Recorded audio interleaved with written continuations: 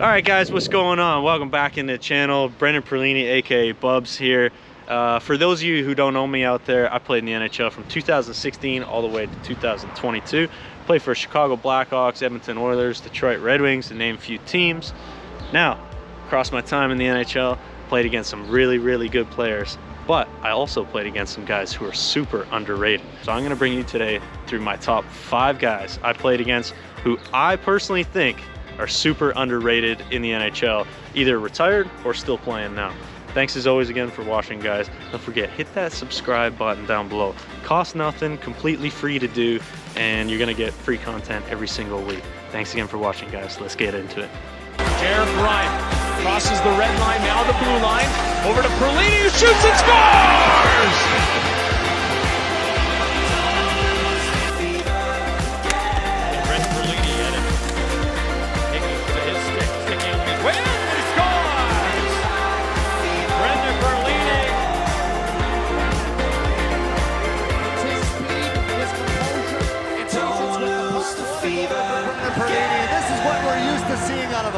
Guys, okay, so first guy I got for you today, none other than Mark Scheifele. So Scheif I played with actually in junior, my first season in junior in Barrie.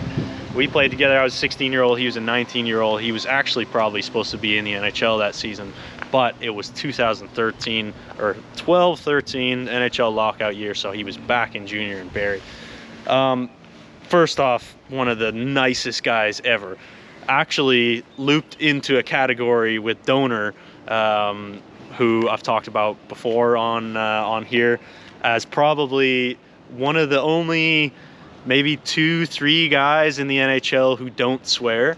I could hopefully find some clips and pop it up, and he'll say like "what the frick" and stuff like that, which is pretty funny. A lot of respect to him for that, because I know I can't hold on to my words like that. But on tonight comes colorful language, of course, but you'll never hear any of that from Mark Scheifele.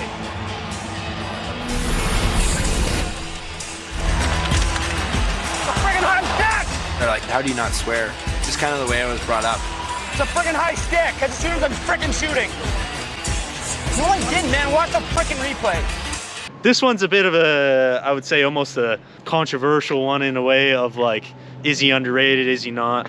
I personally think this season, he's one of my favorite players to watch in the game. I think he's, like, knowing him since he's been young, 18, 19, and seeing and playing against him when I was with the Coyotes and Blackhawks and going into Winnipeg, seeing his game evolve over the years, like he's really, you know, rounded it out, I guess is the easiest way to say it.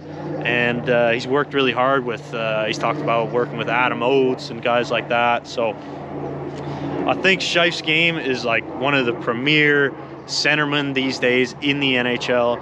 Top, you know, 5-10 guys almost in the league, in my opinion. I really enjoy watching him with Kyle Connor and a few guys in Winnipeg there. Why I say, you know, it's a bit of a controversial one. Some people might think he's obviously already a superstar.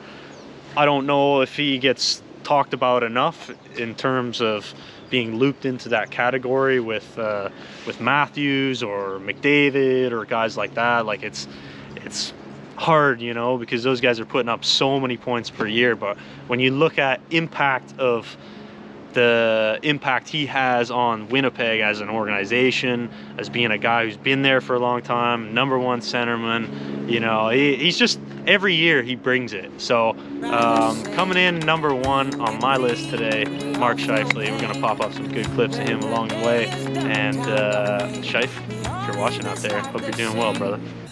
Beautiful world, beautiful people, boys and girls, we're all made equal.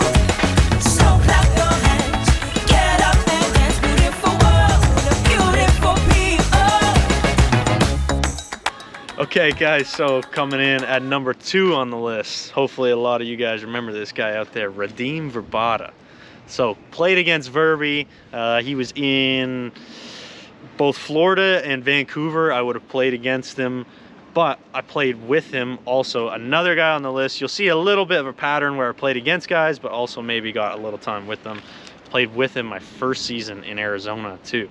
And man, this guy is like up there for one of the most undercover skilled guys within the game. And I think anyone who, like, you know, coaches or players who played with him or whatever know that he's not really a guy who gets talked about a whole ton.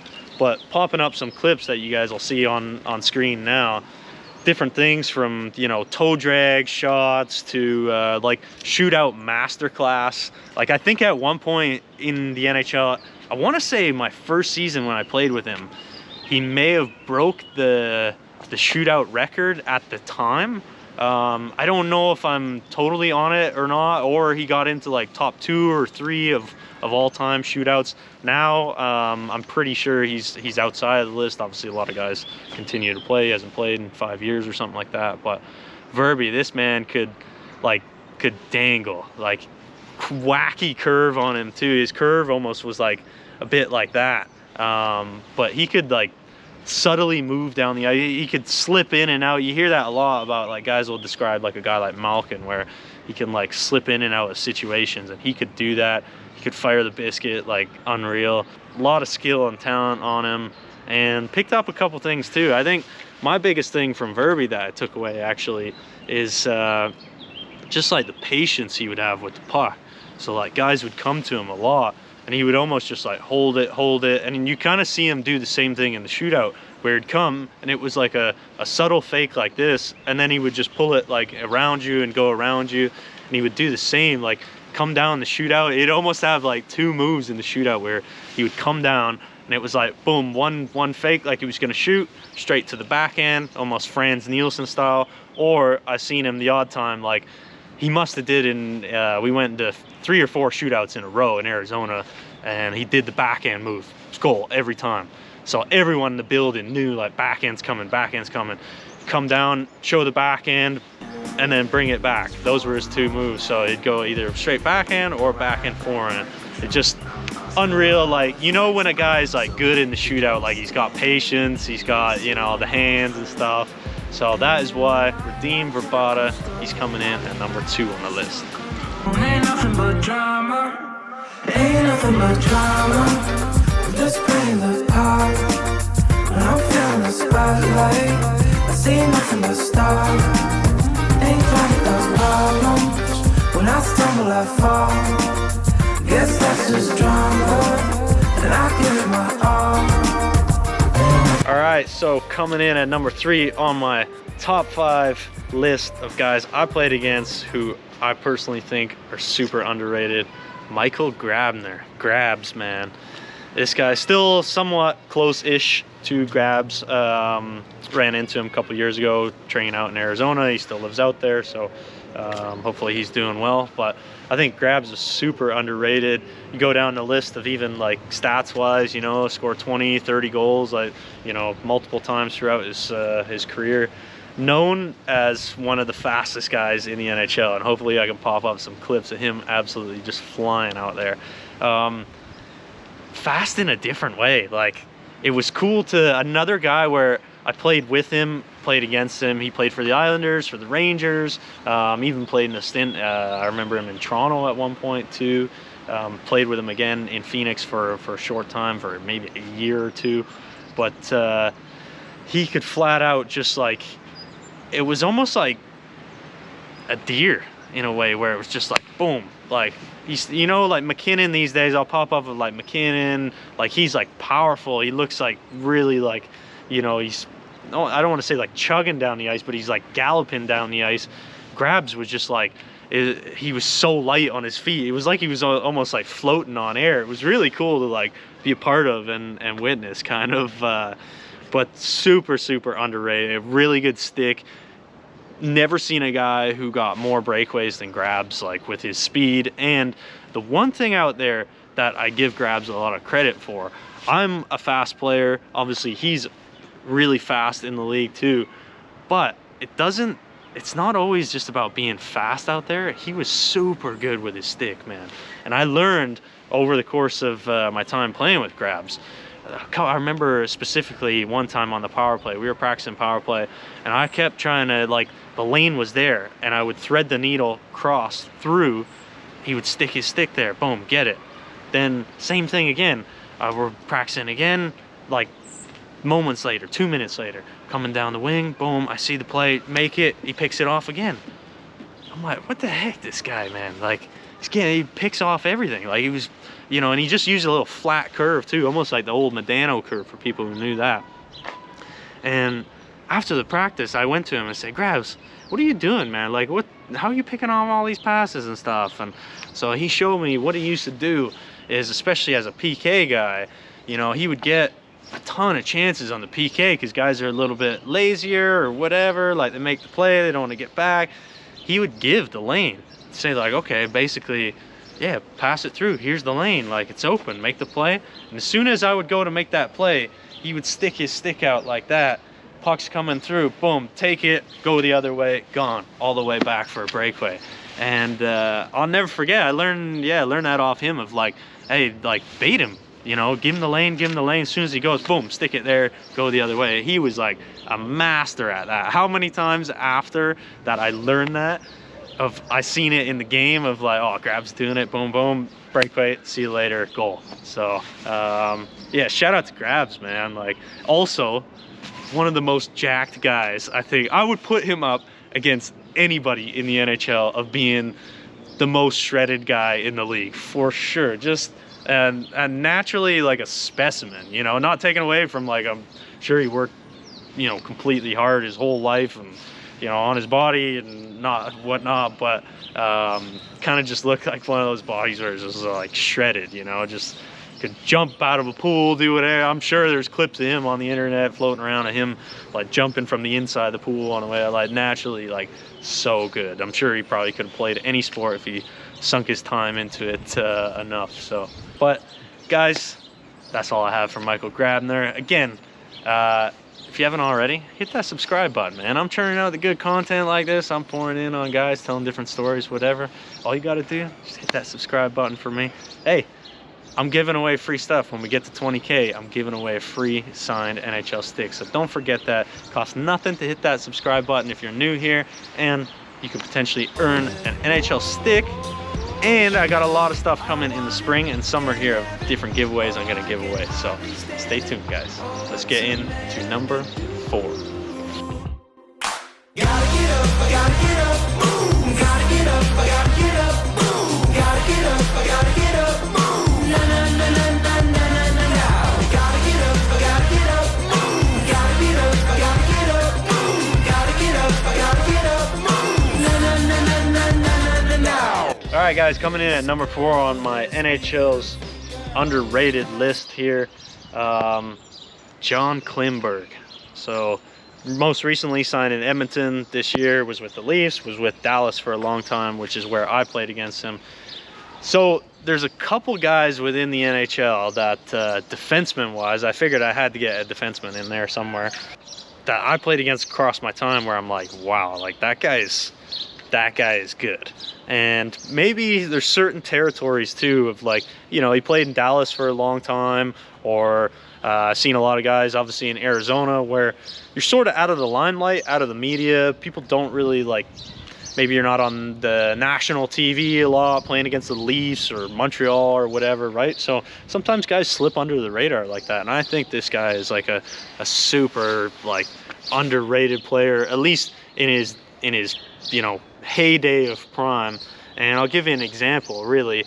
Like, basically, I would think him, Carlson, Victor Hedman are all kind of up there on the same sort of list, really, as far as like they're very mobile. They can move really, really well, like out on the ice. They can skate well. They can escape. They're really good at like walking the line, getting the puck, shooting. Great on the power play.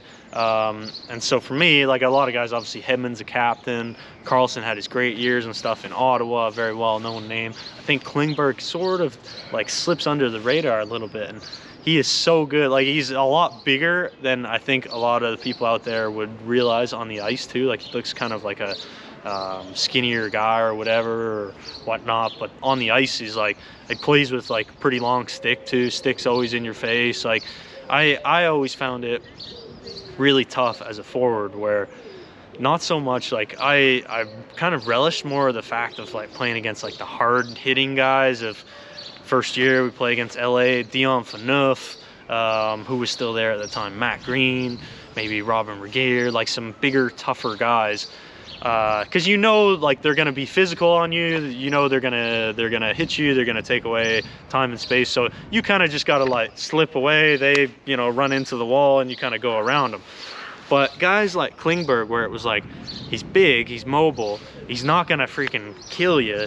He comes in, he's like almost guides you like which way to go, like behind the net, like he traps you almost. And I always find that super difficult to play against because you can't get away from him. He's such a good skater, you know, and he'll guide you like right into the corner, boom, then he's got you, surround you, take the puck, go the other way.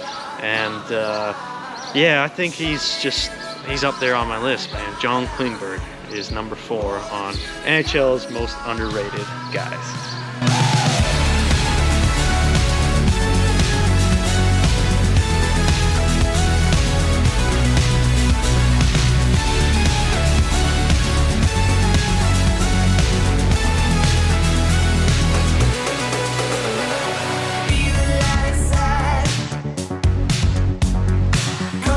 All right, number 5 it is. Logs is calling action behind the scenes here.